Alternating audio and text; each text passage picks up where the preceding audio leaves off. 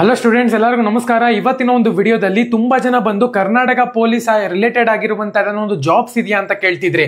Actual ಆಗಿ Karnataka police upcoming jobs ಬಗ್ಗೆ video ಮಾಡಿ ಅಂತಾನು ಕೂಡ ಕೇಳ್ತಿದ್ರಿ.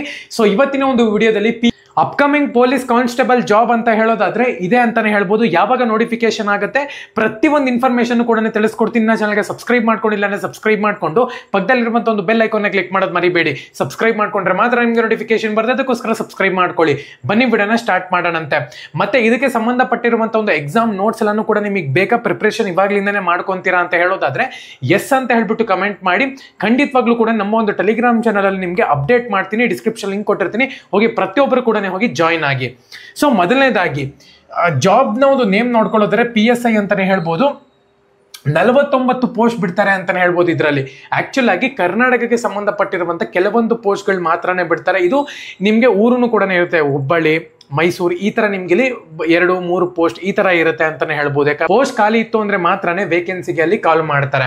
ಸೊ ಅದೇ ತರನೇ PSI ಗಿಂತ ಪೊಲೀಸ್ ಕಾನ್ಸ್ಟೇಬಲ್ಗೆ ನಿಮ್ಗೆ ಜಾಸ್ತಿ ವೇಕೆನ್ಸಿನ ಬಿಡ್ತಾರೆ ಅಂತಾನೆ ಹೇಳ್ಬೋದು. ಇದಕ್ಕೆ ತುಂಬಾ ಡಿಮ್ಯಾಂಡ್ ಇದೆ, ತುಂಬಾ ಕಾಂಪಿಟೇಷನ್ ಇದೆ ಅಂತಾನೆ ಹೇಳ್ಬೋದು. ಅದು ಪೊಲೀಸ್ ಕಾನ್ಸ್ಟೇಬಲ್ಗೆ 229 ಪೋಸ್ಟ್ ಬಿಡ್ತಾರೆ ಅಂತಾನೆ ಹೇಳ್ಬೋದು ಕರ್ನಾಟಕದಲ್ಲಿ. ಸೊ ಇದಕ್ಕೆ ಸಂಬಂಧಪಟ್ಟಿರುವಂತ ಎಲ್ಲ ಡೀಟೇಲ್ಸ್ ಕೂಡ ನಮ್ಮ ಒಂದು ಟೆಲಿಗ್ರಾಮ್ ಚಾನಲ್ ಅಲ್ಲಿ ಅಪ್ಡೇಟ್ ಮಾಡ್ತೀನಿ. ಇನ್ನ ಸಂಬಂಧಪಟ್ಟಿರುವಂತ ಒಂದು ಡೀಟೇಲ್ಸ್ ಬಂದಿಲ್ಲ ಇದಕ್ಕೆ. ಸೊ ಇವಾಗ ಯಾವಾಗ ಇದರ ಒಂದು ನೋಟಿಫಿಕೇಶನ್ ಆಗ್ಬೋದು ಅಂತ ಹೇಳೋದಾದ್ರೆ ಜುಲೈನಲ್ಲಿ ಇದರ ಒಂದು ನೋಟಿಫಿಕೇಶನ್ ಆಗಬಹುದು. ಜುಲೈ 15 ಒಳಗಡೆ ನಿಮಗೆ ಇದರ ಒಂದು ನೋಟಿಫಿಕೇಶನ್ ಸಿಗುತ್ತೆ ಅಂತಾನೆ ಹೇಳ್ಬೋದು.